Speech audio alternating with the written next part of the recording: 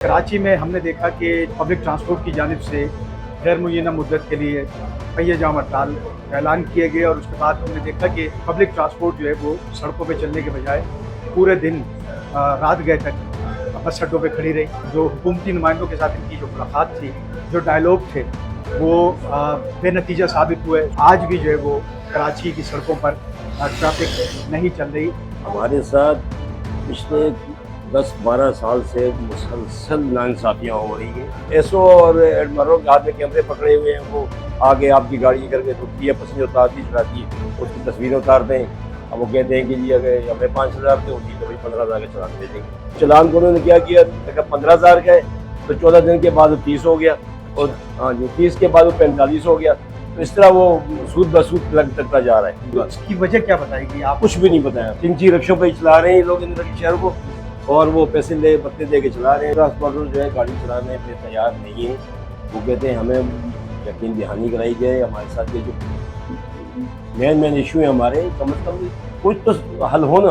अस्सलाम वालेकुम नाज़रीन, एक्सप्रेस न्यूज़ के साथ मैं हूँ कराची से आफ्ताब खान। कराची में हमने देखा कि जुमेरात यानी कल गुजरे रोज़ पब्लिक ट्रांसपोर्ट की जानिब से गैर मुय्यना मुद्दत के लिए पहिए जाम हड़ताल ऐलान किए गए और उसके बाद हमने देखा कि गाड़ियाँ जो है यानी पब्लिक ट्रांसपोर्ट जो है वो सड़कों पे चलने के बजाय पूरे दिन रात गए तक बस अड्डों पे खड़ी रही। आज भी वही सूरत हाल है, क्योंकि गुज़श्ता रोज़ जो है वो जो हुकूमती नुमाइंदों के साथ इनकी जो मुलाकात थी, जो डायलॉग थे, वो बेनतीजा साबित हुए। उसमें डेडलॉक रहा, जिसकी वजह से आज भी जो है वो कराची की सड़कों पर ट्रैफिक नहीं चल रही। और अगर हम सड़कों की बात करें, मुख्तलिफ जो कोरंगी, मलीर और इसके अलावा ज़ैली जो बस स्टॉप है, इम्प्रेस मार्केट सदर की बात करते हैं, इसके अलावा लियारी के बहुत सारे बस स्टॉप है मशहूर, तो वहाँ पर हमें लोग सरगर्दा नज़र आए, गाड़ियों की तलाश में नज़र आए। चूँकि शहरियों की बहुत बड़ी तादाद इस पब्लिक ट्रांसपोर्ट पर बहरहाल इन्हिसार करती है। हमारे साथ मौजूद है जनरल सेक्रेटरी कराची ट्रांसपोर्ट इत्तेहाद इलियास साहब। इलियास साहब, मुझे ये बताइएगा कि अगर मैं आपसे आसान लफ्ज़ों में समझना चाहूँ कि मैं देख रहा था कि तकरीबन 8 से 10 साल के बाद आप लोग इस इंतहाई कदम के ऊपर यानी स्ट्राइक के ऊपर गए, तो इसके पीछे यकीनी तौर पर कोई बैकग्राउंड होगा, कोई पस मंज़र होगा, कोई ऐसी चीज़ें होगी जिसकी वजह से आपको स्ट्राइक पे जाना पड़ा। तो क्या वो मुतालबात है या क्या वो चीज़ें जिसकी वजह से आपने गाड़ी बिल्कुल ही सड़कों पर बंद कर दी? बिस्मिल्लाहिर्रहमानिर्रहीम।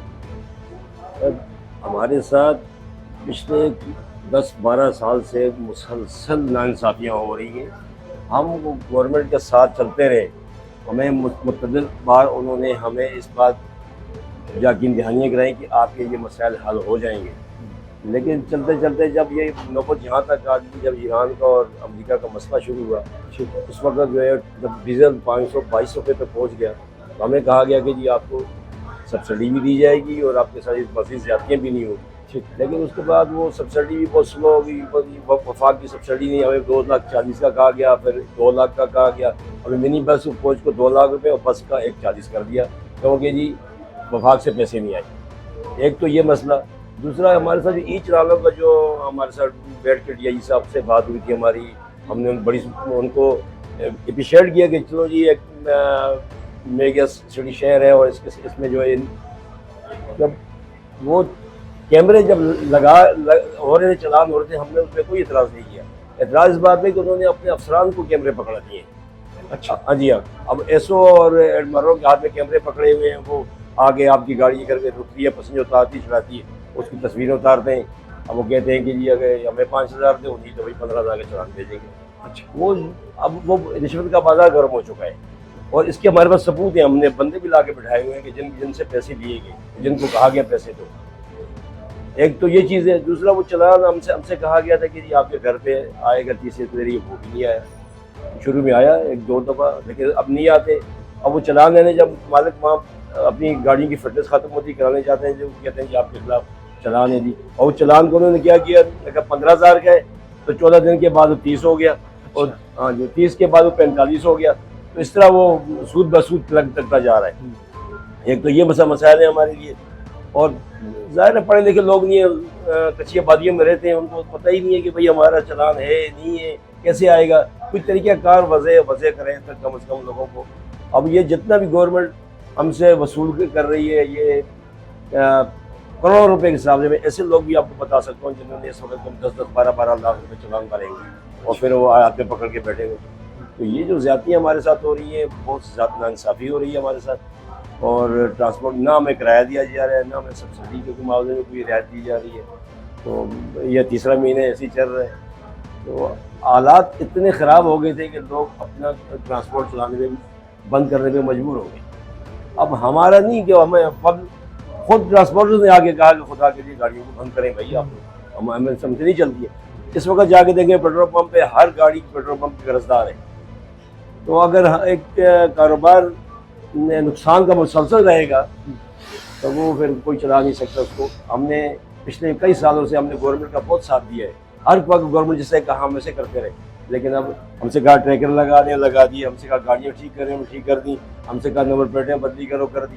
एक्साइज वाले अलग हम हमसे और इंश्योरेंस के मसले में हमारे साथ ज्यादती कर रहे हैं। ये 12,000 इंश्योरेंस भरे भाई, हमें स्टेक होल्डर ने हमसे पूछो तो सही, ये 12,000 जो हमसे लिए जा रहे हैं किस्मत में लिए जा रहे हैं, उसका हमें फ़ायदा क्या होगा? इलियास साहब, आप 12,000 जो थर्ड पार्टी के जरिए लिए जा रहे हैं उसकी बात कर रहे हैं? जी, उसकी बात। उसकी वजह क्या बताएगी आप? कुछ भी नहीं बताया, बस ये वो एक बन गया, ये आपको देना होगा जी।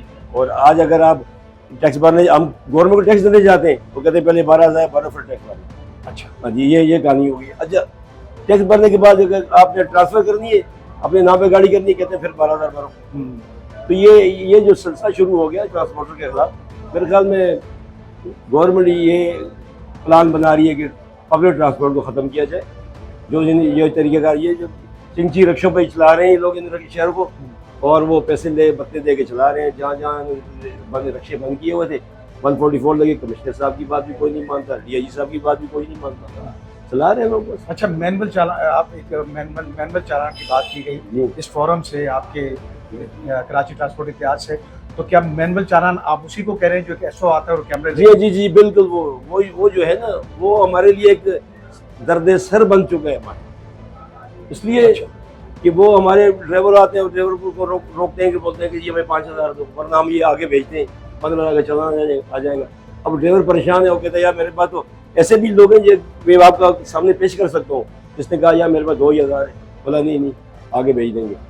तो ये जो ब्लैक मेलिंग हो रही है ना, ये इसको ख़त्म करना है। हमने उस वक्त साथ दिया था इनका कि ठीक है जी, कैमरे से चलान आता है, हम उसके खिलाफ नहीं है, अच्छा है शहर के लिए, हम भी इसको सपोर्ट करते हैं। लेकिन ये है कि ये जो ज्यादती हमारे साथ कर रहे हैं, ये जो अभी अपने अफसरान के हाथ में कैमरे पकड़ा दिए, आपको पुलिस का तो पता है, वही पुलिस है, बाहर से तो नहीं आई हुई, जो पहले हमसे 500 रुपये लेती थी अब 5,000 मांग रही है। तो मेहरबानी करके इस मसले को देखा जाए, हमारे लिए हम बहुत परेशान है इसमें। इलियास साहब, एक चीज़ और भी फरमा दीजिएगा कि एक नुक्ता आपकी तरफ से भी कहा गया था, वो था कि बायोमेट्रिक के वक्त जो है आप लोग को पेचीदगी के सामने है, वो क्या माजरा है? वो मसला ये था कि जी हम बायोमेट्रिक का कहा कि जैसे किसी ने गाड़ी, अब हमारे बसों का ये होता है कि किस्तों पे गाड़ियाँ दी होती हैं, तो मालिक उसका पता नहीं कहाँ चला जाता है, वो किस्तें ख़त्म होने के बाद फिर वो उसको अपने नाम ट्रांसफ़र करने के लिए, तो वो जी बेचने वाला मालिक भी की बायोमेट्रिक भी हो, देने वाले की भी। अब हमने गवर्नमेंट से ये कहा था कि हमें 2 महीने का टाइम दे दें मेहरबानी करके। नोटिफिकेशन भी हो गया कि 30 जून तक आप इसको कर दें, लेकिन 12 घंटे के बाद नोटिफिकेशन वापस ले लिया गया। अब वो बायोमेट्रिक ऐसे है कि बहुत से लोग इस मुल्क में नहीं है, बाहर चले गए, बहुत से लोग दुनिया से चले गए, अब उसमें बायोमेट्रिक कैसे होगी? अब वो वहाँ पे एक्साइज में जाओ तो वो आपसे 50,000 रुपये मांगते हैं, 50,000 रुपये दो तो बायोमेट्रिक हो जाती है, नहीं दोगे तो आपका ये हाल है। अच्छा, आखिरी सवाल आपसे करना चाहूँगा कि वो क्या यकीन दहानी होगी जिस पर आप स्ट्राइक ख़त्म करेंगे, या आज अगर आपका मज़ीद कोई इजलास होने जा रहा है तो नुमाइंदा तंजीमें जो आपके इत्तेहाद में शामिल हैं, तो आपको क्या लग रहा है कि क्या नताइज निकलेंगे, या कल भी आप समझ रहे हैं कि कराची के शहर सड़कों पर परेशान होंगे? सर, ट्रांसपोर्टर जो है गाड़ी चलाने पे तैयार नहीं है, वो कहते हैं हमें यकीन दहानी कराई जाए, हमारे साथ ये जो मेन इशू है हमारे, कम से कम कुछ तो हल हो ना। तो सरकारी लोग, असल में सेक्रेटरी ट्रांसपोर्ट से रब्ता किया, कोई रब्ता नहीं हुआ, वज़ीर ट्रांसपोर्ट से रब्ता किया, कोई नहीं, CM को लेटर लिख दिया, कुछ भी नहीं हुआ। DIG साहब से रब्ता किया, DIG साहब ने कल अपने DSPO को बुला के उनसे कहा था इनसे रब्ता करें। DSP के उसका तो दायरा इख्तियार में नहीं है, DIG साहब को, DIG से बुला के हमसे पूछें कि भैया आपको क्या प्रॉब्लम क्या है, क्या तो आप मेहरबानी होगी उनकी, हमसे पूछेंगे तो हम उनको बता देंगे हमारी ये प्रॉब्लम है। और मुझे यकीन है कि यही साहब सुन के हमारी इस मसले को हल करेंगे इंशाअल्लाह। बहुत हमें उम्मीद है। शुक्रिया, बहुत शुक्रिया आपका हमसे गुफ्तगू करने के। मोहम्मद इलियास साहब थे जो कि जनरल सेक्रेटरी है कराची ट्रांसपोर्ट इत्तेहाद के। इन्होंने मुफस्सिल जो गुफ्तगू की उसमें यकीनी तौर पर कई पेचीदगियाँ हैं इस मैकेनिज़्म में जो कि इनकी तरफ से बाहर ये बता रहे हैं कि हमने मुख्तलिफ प्लेटफॉर्म पे जाके उसका इजहार किया लेकिन उसका कोई नतीजा नहीं निकल सका।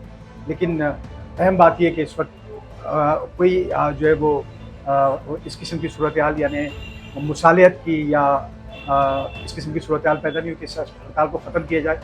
हो सकता है कि हुकूमती नुमाइंदे इनसे मिले और उसके बाद कोई नतीजा बरामद हो और उसके बाद जो है वो सड़कों पर गाड़ियाँ चलना शुरू हो, जो कि इस वक्त यानी 8000 के करीब ये जो तादाद है मिनी बसों की और कोचेस की, ये स्टक है। यानी आज 48 घंटे रात तक गुजर जाएंगे, 24 घंटे से ज़ायद हो चुके हैं और ये गाड़ियाँ जो है वो बस अड्डों पर मौजूद हैं। जी।